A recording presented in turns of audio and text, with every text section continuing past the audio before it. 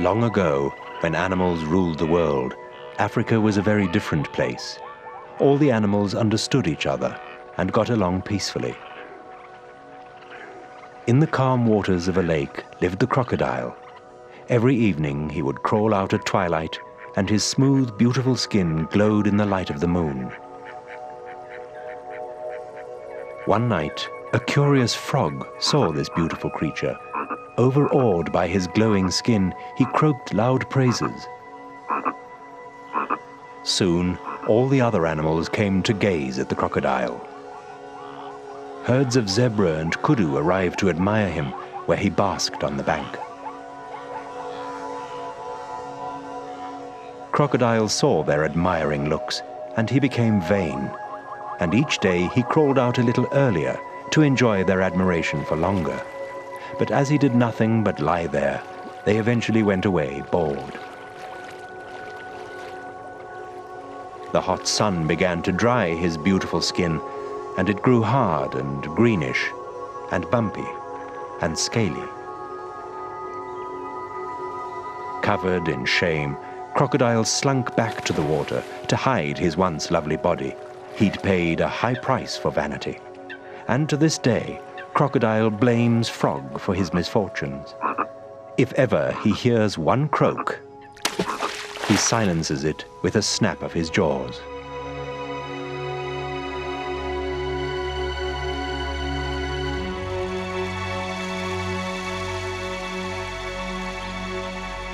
Crocodiles are the world's largest reptiles. They look like a relic of the dinosaur days, and indeed their family is very ancient, one of the oldest on Earth.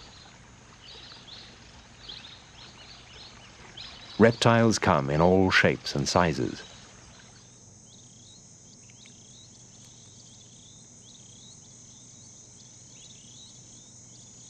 From desert dwellers like the leopard tortoise of the Karoo in South Africa's Cape Province, to this boa constrictor which lives in the hot, wet world of the Madagascan rainforest. Most reptiles have dry, rough scales, but that's one of the few external characteristics they share. Otherwise, they could hardly look more different. This chameleon is just one member of a family that has nearly 7,000 distinct species.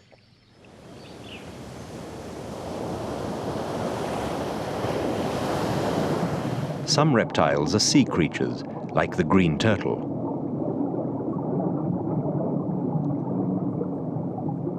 Most reptiles live permanently on land, but crocodiles divide their time between land and water. Though they're the biggest of the reptiles, not all are large.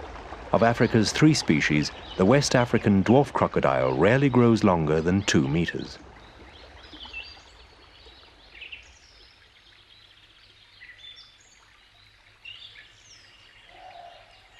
Both it and the slightly larger long-snouted crocodile are rarely seen, hiding away in forested, swampy regions of the same part of Africa. A long, thin snout can slash through water and catch prey with ease, but it works just as well against land animals.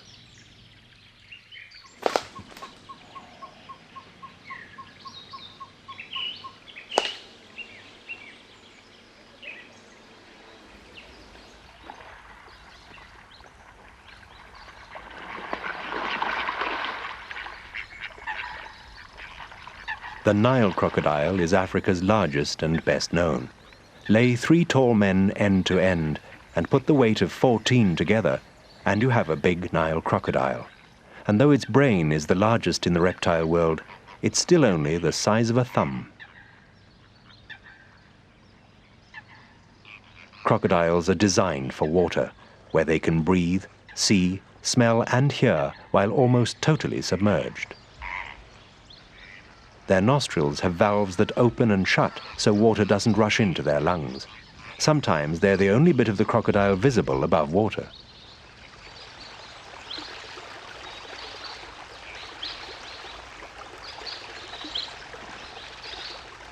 Eyes that look like a snake's have 3 sets of eyelids, top, bottom, and an inner set, the nictitating membranes. The nictitating membranes keep the eyes moist and clean, but they're also somewhat like a diver's goggles for underwater work. A crocodile's ears are the sharpest of any reptile, with movable ear flaps that work like a loudspeaker volume control.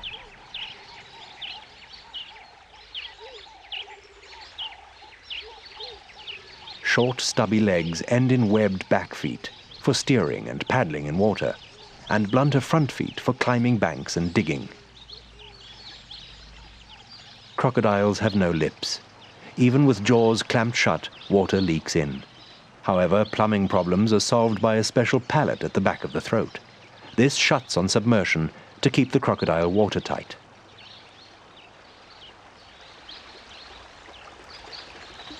Crocodiles can't chew. Their lower jaws only move up and down, not sideways, so they must pound and crush their food. And they can't keep their toothy traps shut without physical effort. They just spring open naturally when they're relaxing. Gaping also helps them cool off. A crocodile's jaws pack immense power, and 66 teeth interlock like a zip fastener. The combined strength of both can crush a big animal like a car wrecking machine.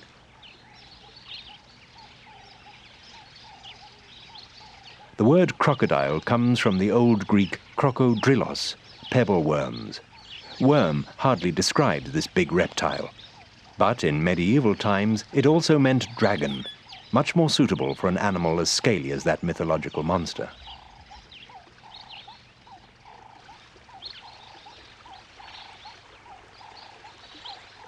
Crocodiles can live to 100 years.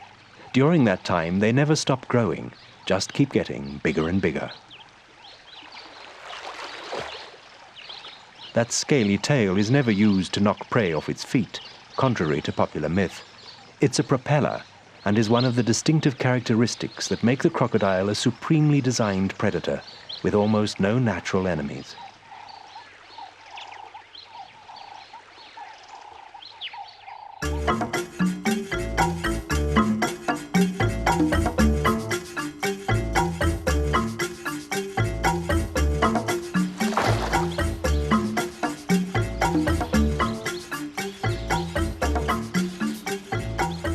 From day one, a crocodile learns that scales and bumps make you look remarkably like a log.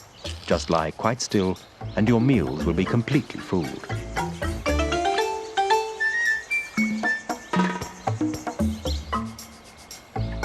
Even if they tickle, don't bat so much as an eyelid.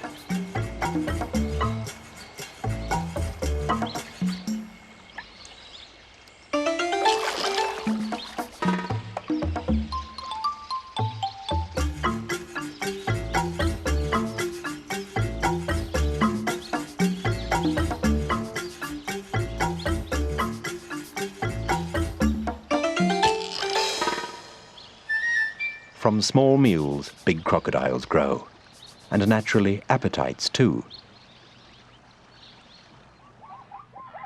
The true heavyweights of the Nile crocodile world live in East Africa.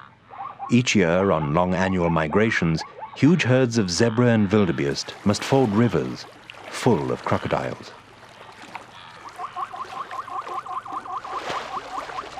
Normally, crocodiles lie quietly in ambush, but here there's no need. For these huge reptiles, life can be literally feast or famine, and migrations are feast days.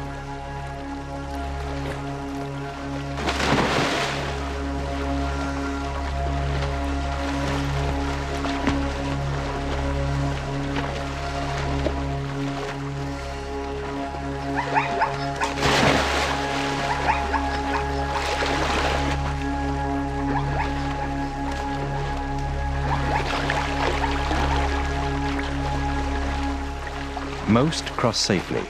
Some just make it, but others never reach the opposite bank.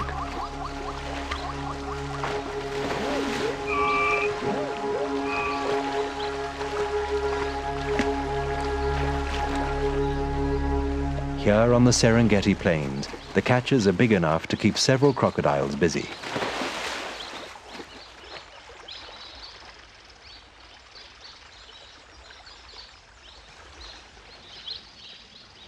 Very few reptiles hunt and eat together, but crocodiles do. Between April and May each year, bream migrate upriver at Ndumu on the South African border with Mozambique, and the crocodiles line up in toothy welcome.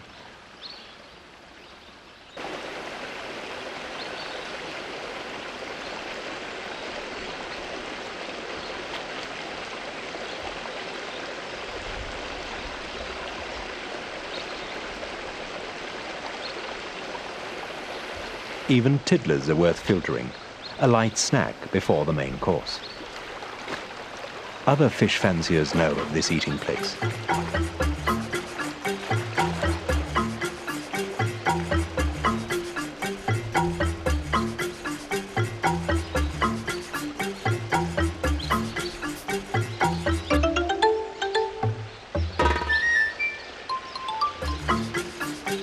Maybe not the right dining companion for a marsh terrapin. A curve of crocodile tails creates a solid fish net.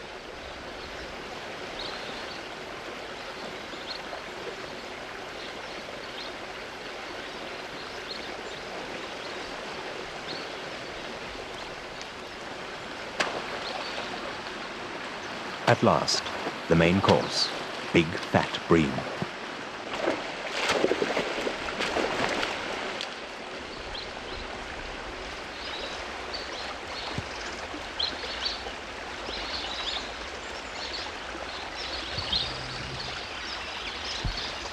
This looks as hard as fishing in a barrel.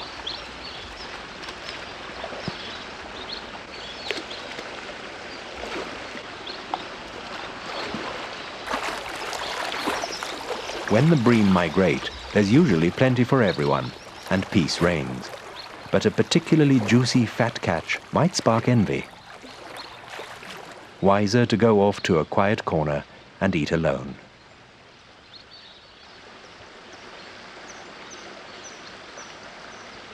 Crocodiles often swallow meals whole.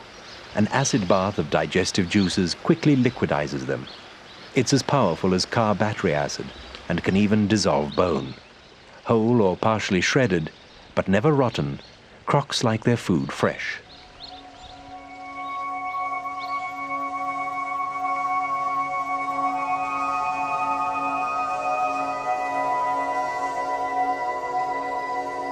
For 180 million years, dinosaurs and flying reptiles ruled the Earth, until nearly all of them vanished 65 million years ago.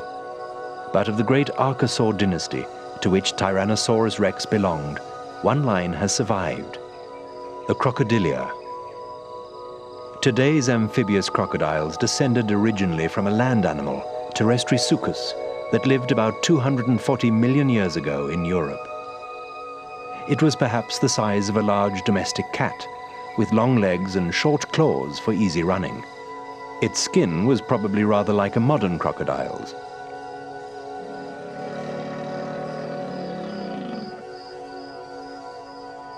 Then, about 200 million years ago, the Protosuchians arrived on the scene. They also lived on the land.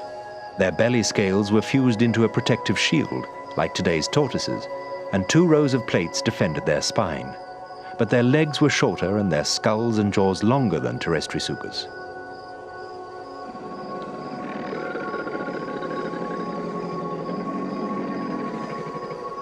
About 140 million years ago, the ancient crocodilians changed their lifestyle and turned amphibious.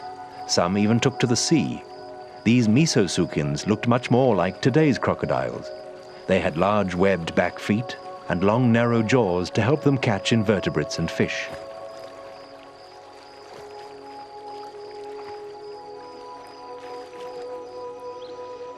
Modern crocodiles evolved 80 million years ago when warmer climates brought greater diversity and size. Some were huge then. A fossil found in Texas was 15 meters long. The skull alone measured 2 meters. Aptly named Terrible Crocodile, it weighed as much as a bus, would have stood as high as an average ceiling, and was as big as Tyrannosaurus rex.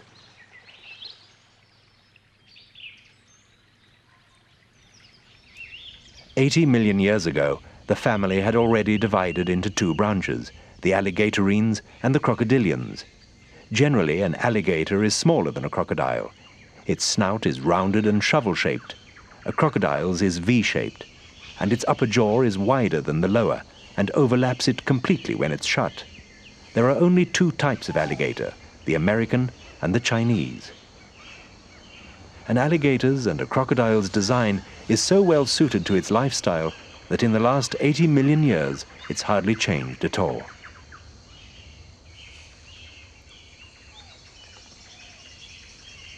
Hard to believe, but this sharp-toothed animal shares certain of its features with birds, such as a muscular gizzard to crush food before it goes into the stomach. Crocodiles also make nests, but they're very different structures from the average bird's nest. Way back over 300 million years ago, the ancestors of both crocodiles and birds were related.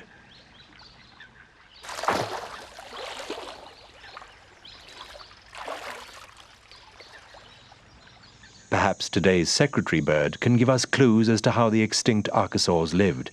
It's a fast-moving predator that eats small land animals, and it probably hunts and moves in much the way the ancient reptilian dinosaurs are thought to have done.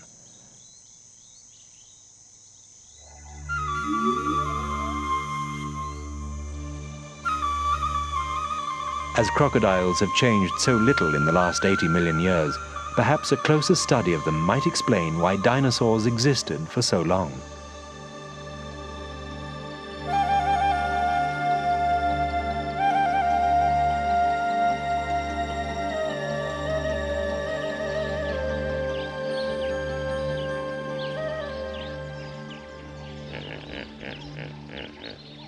A crocodile leads a straightforward life. Eat, sleep, lie in the sun. The sun kick-starts its day. A cold-blooded animal needs solar energy to raise its body temperature. For this reason, most crocodiles live in the tropics and subtropics, at low altitude, and in slow-moving, warmer water, in places which fish-eating birds flock to.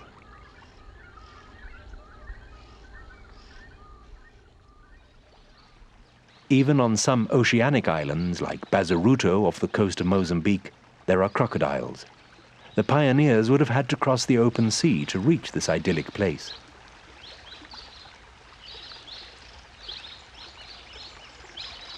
Behind huge dunes are the crocodile's essential freshwater supplies.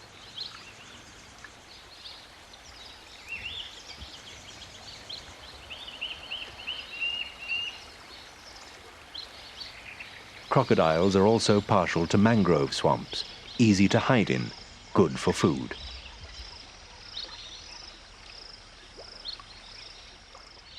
A band of tropical rainforest lies along the coast of West and Central Africa.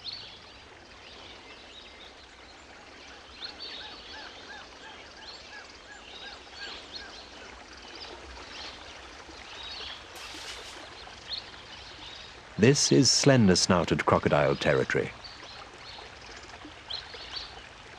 It hunts on land as well as in the water, but has no hope of catching a distant relative which can take to the air.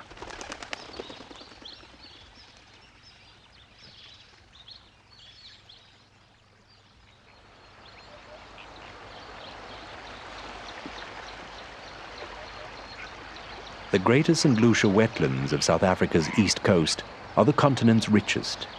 Here, where jacanas tread the lily pads and white pelicans congregate, is a 20-kilometer tidal causeway linking a huge lake to the Indian Ocean.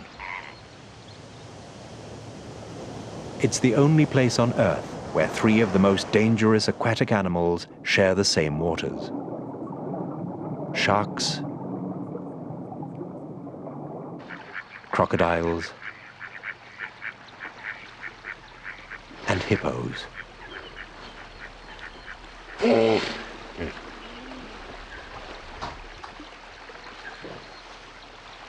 are also multitudes of water-loving birds, lured by huge populations of invertebrates and fish, frogs and crabs. It's a busy place.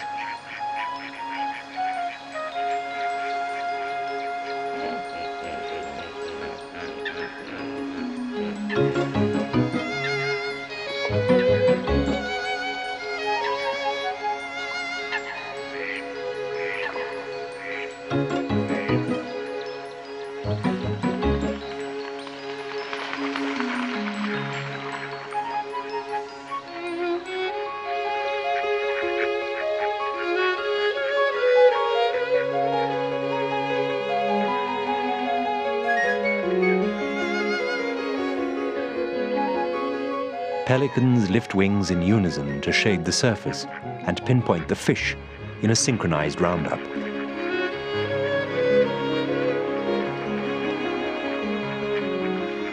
Cormorants synchronize their panting. And a pied kingfisher is challenged by a big catch.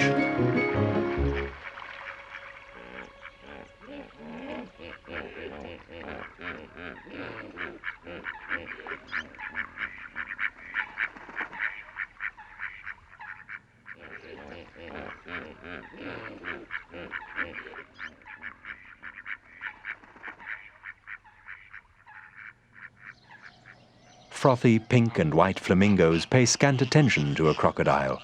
The waters crawl with them. One of South Africa's largest crocodile populations lives here.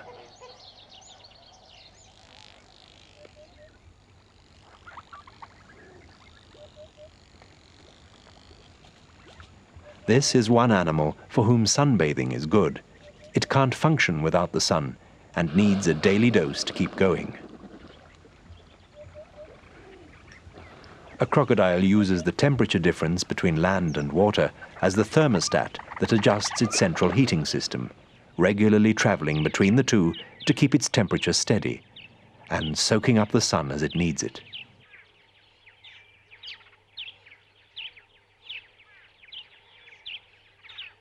Like all snakes, the gaboon viper is also a cold-blooded creature that must have sun to stay warm and survive. Lizards likewise. Crocodile waters are usually also hippo waters. The two normally maintain a state of uneasy truce, but sometimes the hippos deliberately break it. These are extremely dangerous herbivores. Some crocodiles are eating a freshly killed nyala, spinning their bodies to rip chunks of flesh, since they cannot bite it off.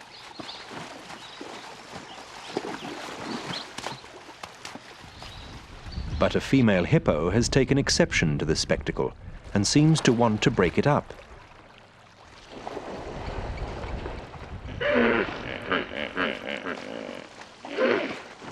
Not one of the crocodiles could match her for size or strength, and they leave her be.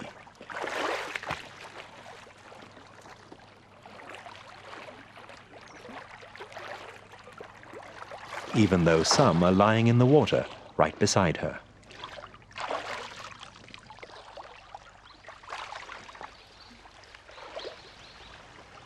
They outnumber her, but she ignores them and makes for their favorite basking place.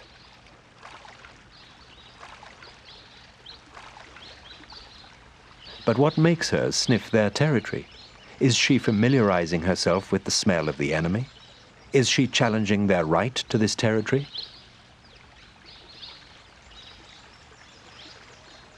Perhaps her entire behavior is an assertion of dominance, or she may be protecting a young hippo calf not far off.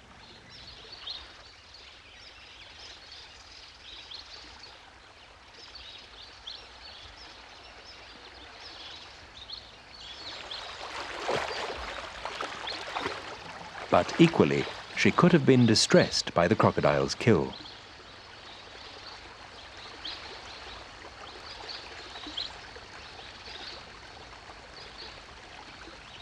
Hippos are believed to mourn another mammal's death, just exactly as elephants do.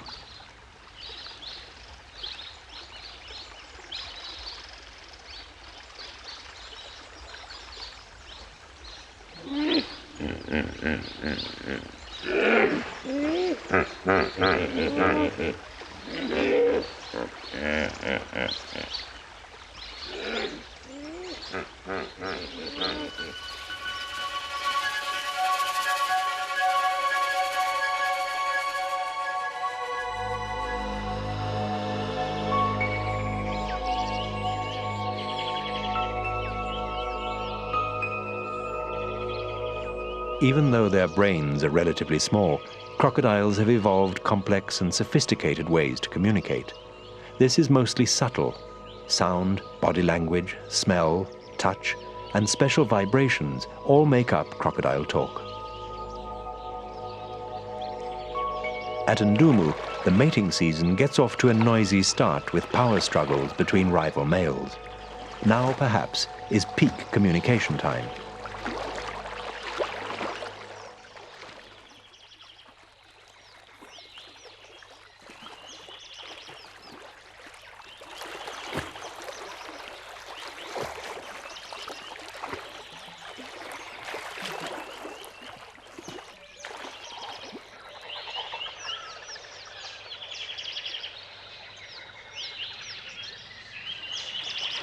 It's a race to breed, and everyone's going for broke.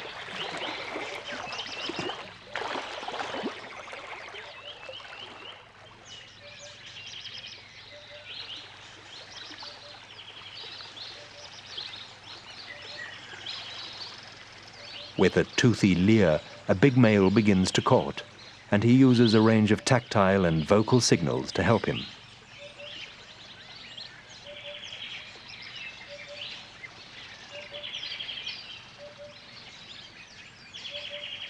He slaps his head on the water to show dominance.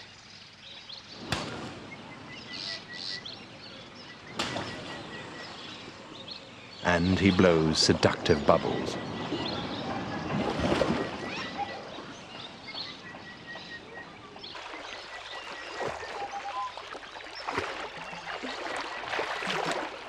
And vibrates his body so the water jumps in what's called a finger dance.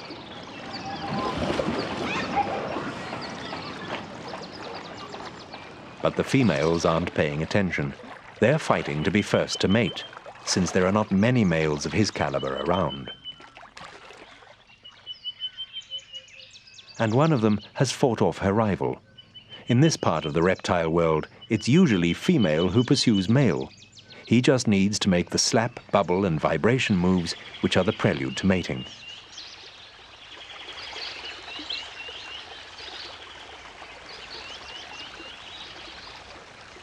Once he's mated, his sperm may have to continue a hidden power struggle, racing to outswim the rest and reach the eggs first, because he won't be the only partner she's had. She's mated with several, sampling the best male wares on the market to secure the best genes for her future young.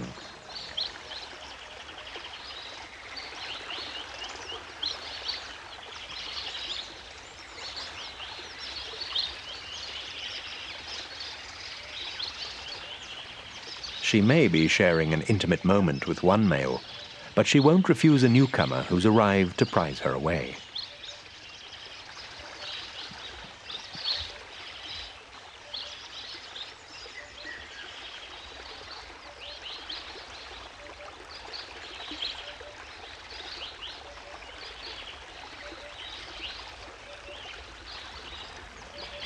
Obviously, discretion's hardly sacrosanct in a crocodile's world.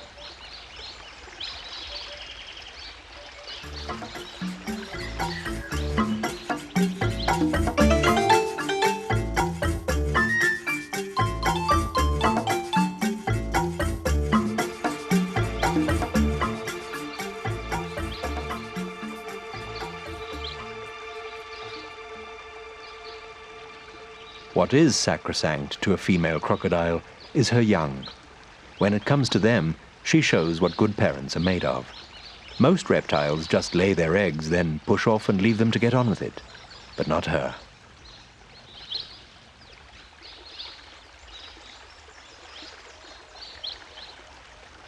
Being a good parent mostly means being a bodyguard, and you could hardly find a more intimidating one than this great scaly creature. She's a serious enemy deterrent.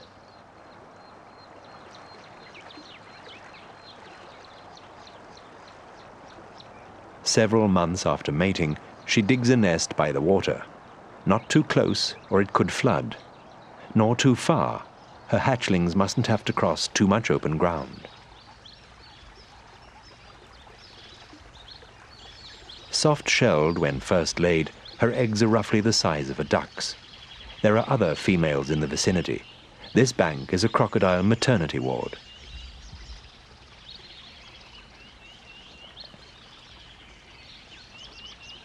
Not always a peaceful one, and one which the enemy has homed in on.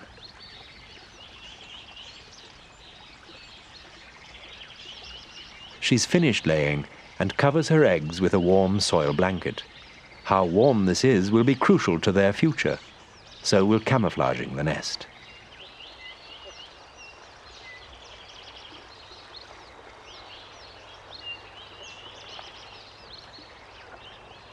And then she stays on guard, hardly stirring from her post.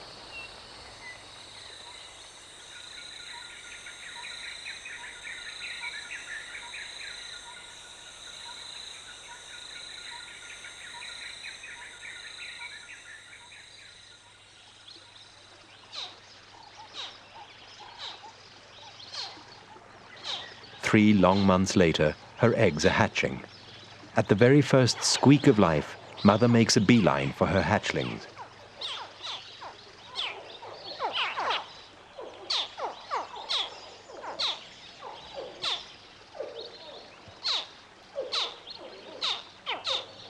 The tiny creatures need their big maternal bodyguard now more than ever, because their cries have given them away.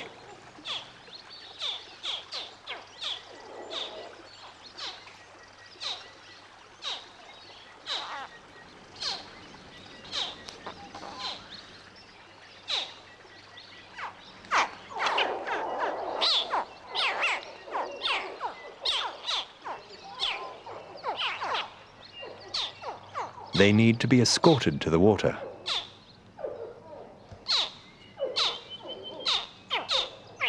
And Mother, a crocodile-armored car, is going to do it.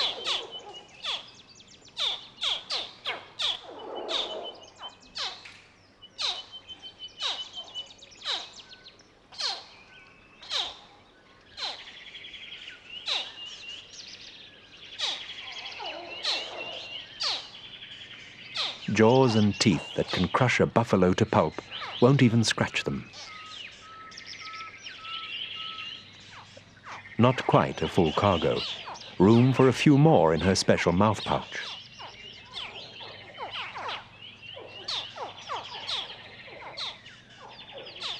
First, though, the late hatchers need a hand. As she digs, the vibrations stimulate them to get cracking and come out to her.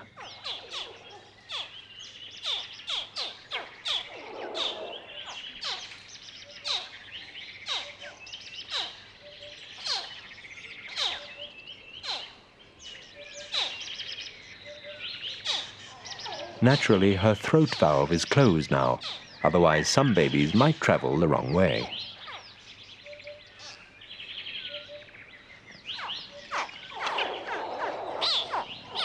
Full up and off to the water. But someone else in this ward is blocking the corridor.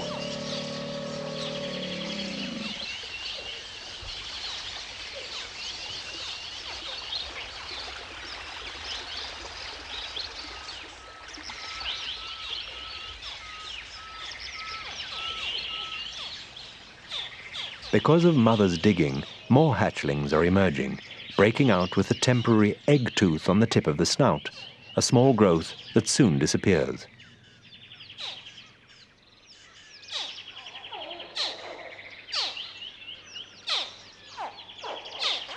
The hatchlings began their race for life in the egg.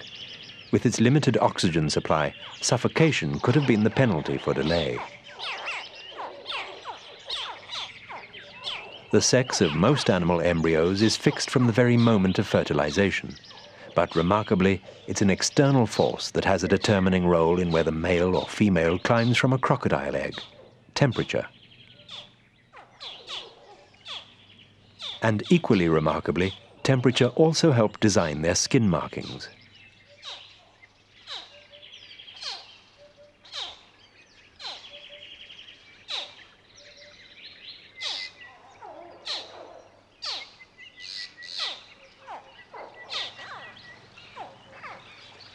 Down in the water, mother gently shakes her mouthful free into their nursery. It's close to the bank, full of tall grasses and reeds to hide in.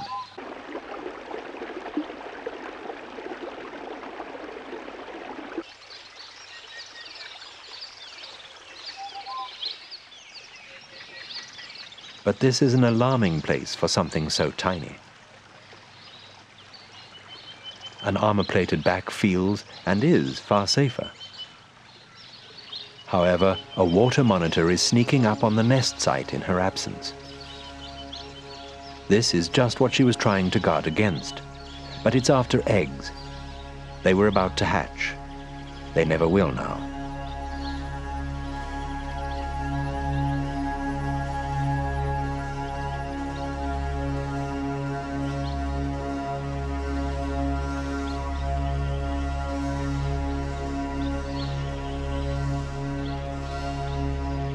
Even though their mother does her best, only about 2% of her clutch will reach adulthood.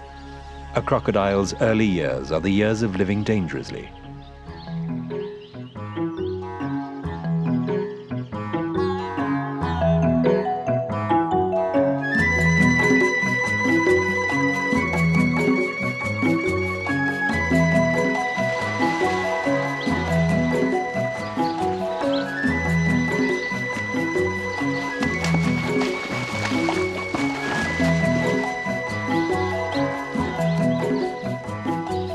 Crocodiles are designed for water, and that's where they move with greatest ease.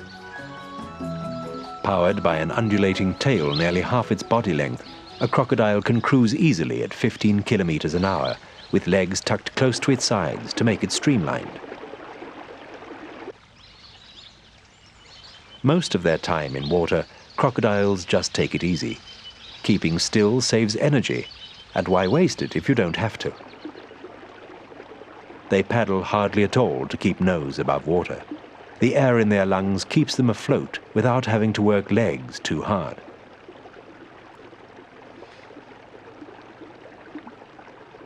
Oxygen is fuel, and when a crocodile goes under, its heart may slow to just 4 beats a minute to conserve this precious resource. Slowing its metabolic rate enables it to stay down a long time, and it may swallow stones to help. Temperature plays a key role too. The colder the animal, the lower its metabolic rate. Some have actually held their breath for a staggering 2 hours. A crocodile is a living oxygen tank that should be the envy of human divers.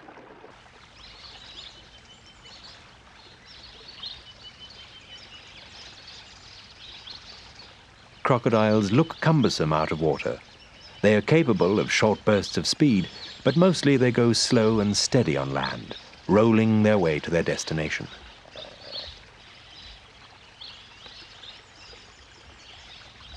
This is the classic crocodile walk, the leisurely belly crawl, or perhaps slinky hip wiggle.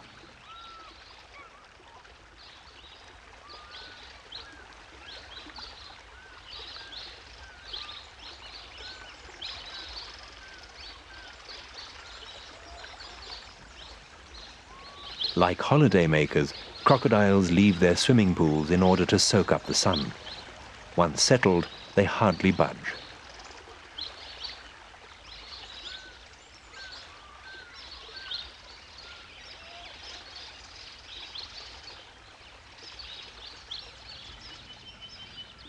Crocodiles have one special walk, unique among reptiles, the high walk. It's more like a mammal's, with legs positioned almost straight under the body.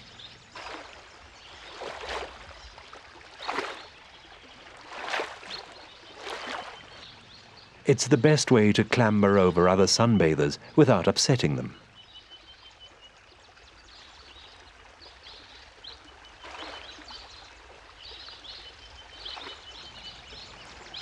But exercise tires a crocodile because it quickly builds up high levels of lactic acid in its blood.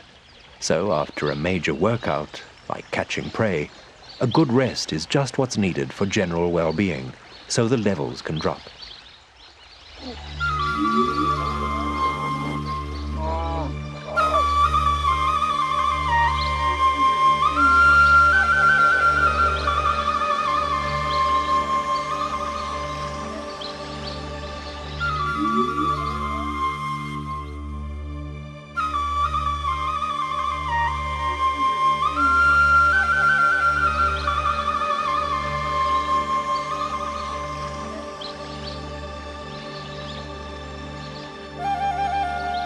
It's always best to let sleeping crocs lie. They're not trustworthy neighbors. They can be snappy. You don't want to put a foot wrong.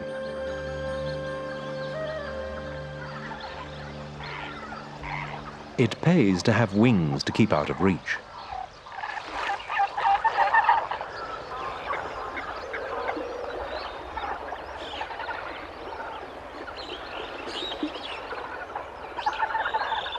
However, life with these unpredictable creatures does have its plus side. They churn up the mud and out-wriggle bird food.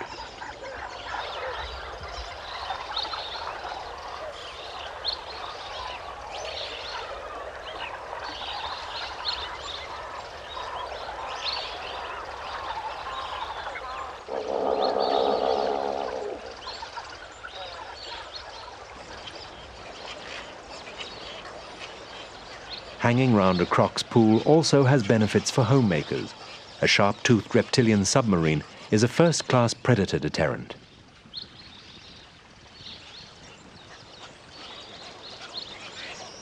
However, almost nothing in life comes free. Nesting birds may benefit from a crocodile's unwitting protection, but the protection racketeers exact their fees. This is not a cheap nest site.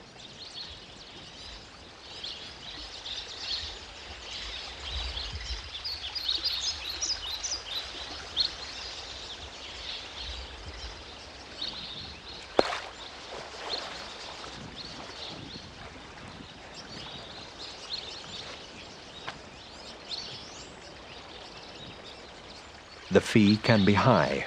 Some nestlings pay the ultimate price to the protection gang.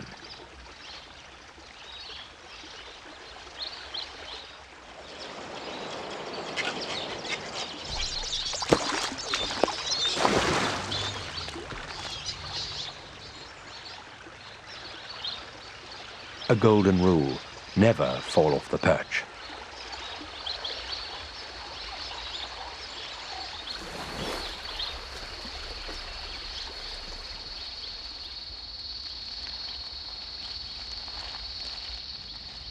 There is one animal that seems somehow immune to crocodile attack. The waterbuck. Pungent body odors that waft crocodilewards make them keep their distance. This antelope can enter the water apparently without fear.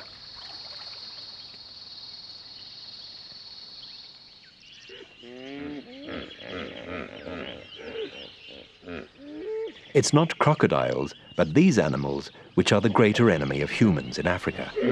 And they're one of the few creatures a crocodile actually avoids, especially in the mating season.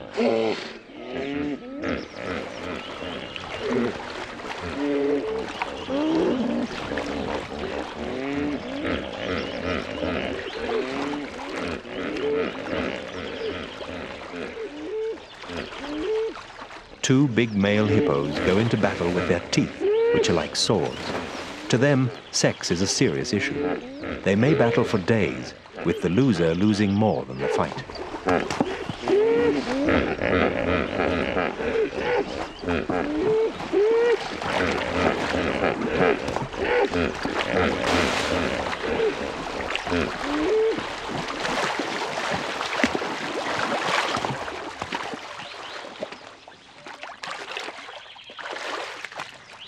The crocodiles watch from a safe distance. The outcome may interest them. Teeth as long as a human forearm have inflicted terrible wounds. The loser's entire body is slashed.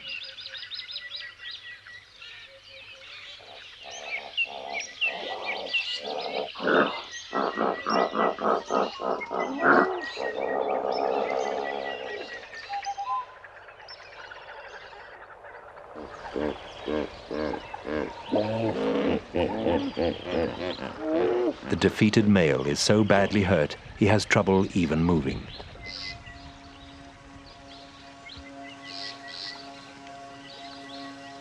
A young male tries to lick his wounds clean. Perhaps there's an instinctive spark of fellow feeling towards another male.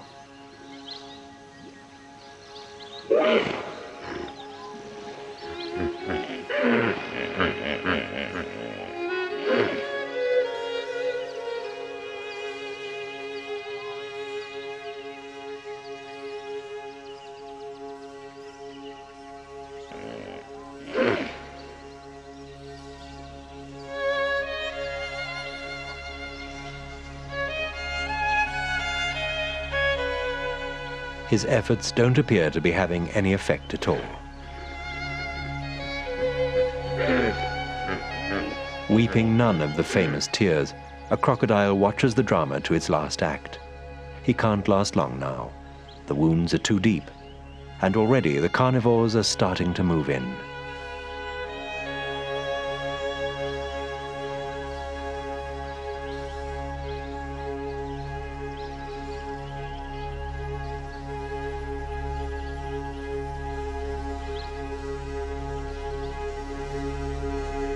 One last breath. He's gone.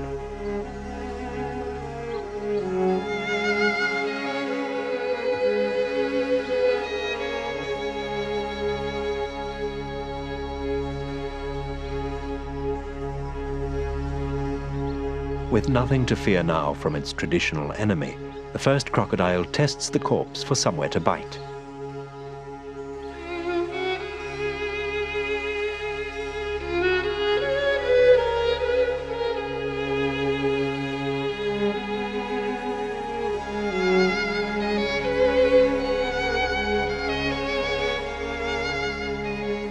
Many will feast on the fallen hippo, and when the crocodiles can eat no more, crabs, birds, and other scavengers will take over.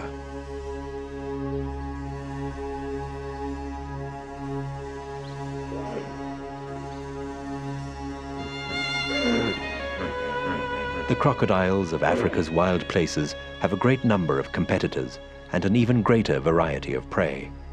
Over millions of years, these two factors have honed them into versatile, opportunistic hunters, master predators, old as the dinosaurs, a legacy from the days of Tyrannosaurus Rex.